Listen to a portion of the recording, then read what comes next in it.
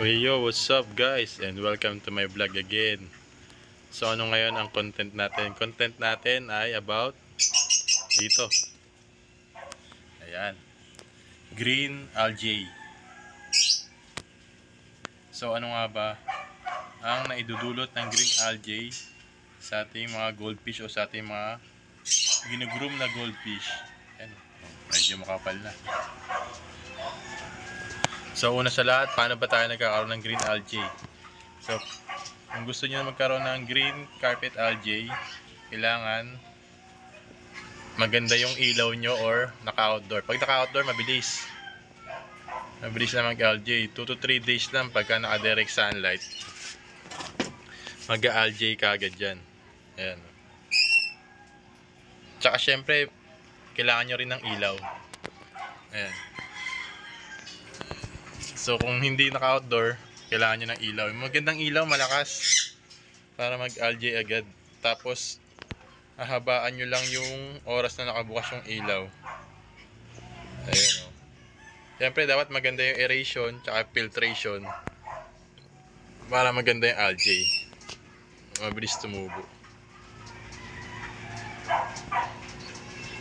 Ayan guys o. So ano nga ba ang naitutulong yan sa ating mga isda? Unang-una sa lahat, siyempre isa rin yung food source. Ayan yung kumakain ng algae o. So marami rin vitamins yan. Tapos may mga enzyme din yan na nakakatulong sa digestion. Tapos sa kulay. Ayan, sa kulay ng isda. Sa kulay ng isda nakakatulong din yan. Yung chlorophyll. Ayan, nakakatulong sa pigmentation ng isda yan. Tapos sa immune system. Kasi yung mga enzyme niyan parang yung outer covering ng isda, kasi pag hinawakan niyo yung isda parang may slime pa siya yun, nakakatulong yung ano doon, yun yung panlaban nila sa mga kuto or sakit or sa mga anumang stress na maano dyan. Tapos ano pa bang naidudulot ng algae na yan? Ayan. Sa kulay tinabi ko na pala yun, pagkain, food source. Tsaka syempre sa water quality, nakakatulong din yung algae na yan. So parang filtration din yan, kasi yung nitrogen tsaka yung CO2 or carbon dioxide na pinoproduce ng isda natin, yun naman yung ginagawang pagkain ng mga algae. Tapos nagpo-produce din sila ng oxygen. So yung waste na yun nako-convert ng algae sa oxygen. Yung oxygen naman, yun yung kailangan ng isda natin. Ayan o. Ayan guys. So nakakatulong din pala yung algae sa growth ng fish. Ayan. Nakakatulong din yan sa paglaki ng isda. May mga nutrients dyan na nagbibigay at nagtutulong para lumaki yung goldfish natin. O, diba?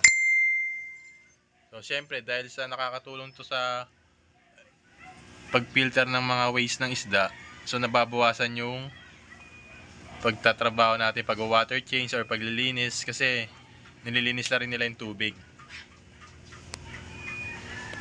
Ayan guys, so pero kapag sobrang kapal na rin yan, kagaya nyan, sobrang kapal na, hindi na rin nakakabuti. Kagaya ng pag sobrang kapal na, yung pagkain sisiksik na dyan, hindi na makikita ng isda natin. Ayun yung tubi hindi naman pansin ng isda kasi sumisiksik na sa algae, cover na siya ng algae. Ayan diba? So anong ginagawa natin? So everyday nagtitrim tayo bago mag water change. Titrim muna natin yan. Subukan natin mag-trim. Trim. So guys, ganito ako mag-trim. Ito gamit ko, gunting. Yan. Tapos ititrim ko na yung algae na makapal. Yeah, papakita ko sa inyo. Trim natin. Yun. Diba? Bilis lang. Sabay isa-siphon ko na lang mamaya.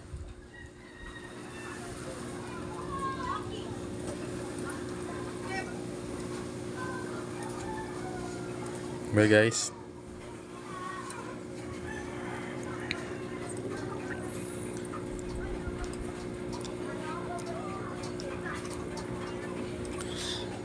So, minsan nutrient imbalance din to, nutrients imbalance, kaya makapal yung RJ or algae. Or syempre yung bioloid mo mataas na. Kagaya sa akin, crowded yung isda ko eh.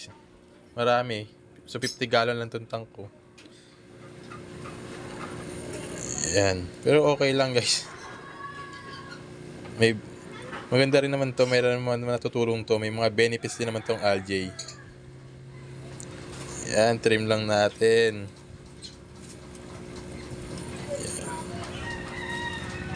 Yan, diba? Yan lang mag-trim ng algae.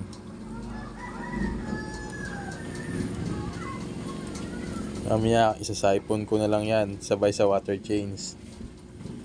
Diba? Ayun yung isda, okay, nakain pa.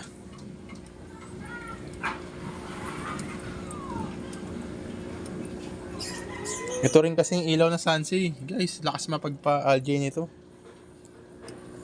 Ang ganda rin yan. Tatalakayin ko yan sa susunod na content ko kung ano natutulong ng ilaw na yan. So guys, tatapusin ko muna ito. Mamaya na tayo ulit. Tapusin ko lang ito pagtitrim. 1,000 years later. So guys, ayun. Natapos ko ng itrim. Diba? Ang ganda, diba guys?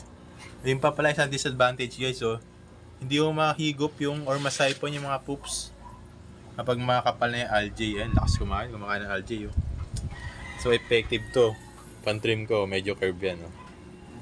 Pagtanggal ko ng palong ng manok yan, ginagawa pang trim. So syempre guys, yan lang yung layer na gusto ko na may algae. At yung sa may likod, ayun, oh. So lilinisin ko tong mga part na ayoko na nagkakaroon ng algae. So anong gagamitin ko dyan? Gagamitin ko dyan ito namang magnet cleaner ko para sa mga part na ano. Kasi katulad dito guys, ayoko na nagkakaroon ng algae ito kasi tsaka to. Kasi dyan bumabangga yung araw sa umaga eh. Para tumama sa isda. O, diba? Pre-tanning na yon. O, nilinisin ko yung salamin. Ito naman ako guys, so.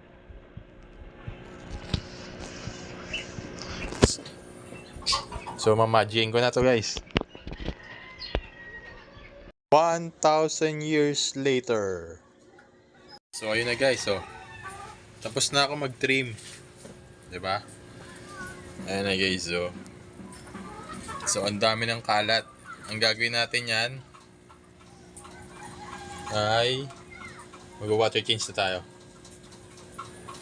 Yung water change guys, di ko napapakita kasi nakahiwalay na yun. Meron na akong video nyon. So, ayan. Sakto na yung haba niyan. Ayan, oh. Mas madali na rin natin malilinis yung mga poops kasi wala na nakaharang. Tapos after water change, bubuhayin ko itong sump. Pinapatay ko siya guys, nagpapakain ako eh. Bubuhayin ko na yan para luminaw. Ayan na guys, so, diba? Ang daming algae niyan guys. So mamaya guys, papakita ko sa inyo, mag-water change muna ako. 1,000 years later. Tapos na ako mag-trim at nag-water change na ako. So, yan lang yung part na gusto ko lang may algae. Ayan. Tsaka gusto ko talaga may algae dahil nga maraming tayong benefits dyan para sa ating mga ginugroom na goldfish. Or kahit sa mga hindi nag-groom or nag-aalaga lang, maraming benefits tayo makukuha sa algae. Diba guys, ayan, oh. Hindi pa masyado malinaw kasi hindi ko naman na-siphon lahat ng algae na natanggal ko eh. 50% lang ako, mamaya na lang ako ulit mag-water change. Pero binuway ko na yung sump ko, ayan, oh. Papatayin ko na ng ulian mamaya kapag magpapakain na ako. Ang lalaki na ng isda natin guys. Oh. Diba guys?